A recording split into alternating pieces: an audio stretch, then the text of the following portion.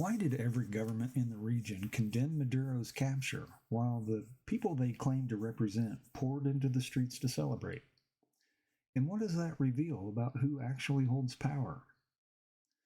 The capture of Nicolás Maduro didn't just split opinions, it exposed a fault line that's been running under the hemisphere for years, the widening gap between governments and the people they govern. Within hours of the operation, presidents across Latin America rushed to the microphones to condemn the mission.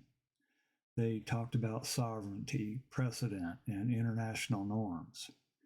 They warned of destabilization. They demanded UN intervention. They spoke as if a crime had been committed. But the people, the ones who lived under the collapse Maduro engineered, told a different story.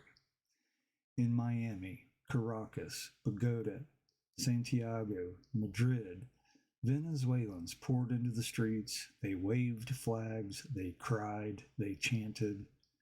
They celebrated the fall of a man who starved his own nation. They didn't see the violation of sovereignty. They saw justice finally catching up to a criminal who had been protected by the very leaders now expressing outrage. And that's the uncomfortable truth. The governments who condemned the operation weren't defending Venezuela. They were defending themselves. They were defending the idea that a leader, any leader, is untouchable as long as he hides behind the borders and titles. They were defending a system where power answers only itself. But the people don't live in that system. They live in the consequences of it. They live in the shortages, the corruption, the violence, and the collapse. They live in the world Maduro created. And when the United States removed him, they didn't hesitate. They didn't wait for permission. They didn't ask what the UN thought. They celebrated because they understood exactly what had happened.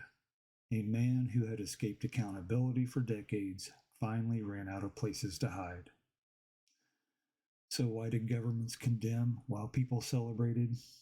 Because one group lost a shield and the other finally saw justice. Dispatches continue at 1. See you then.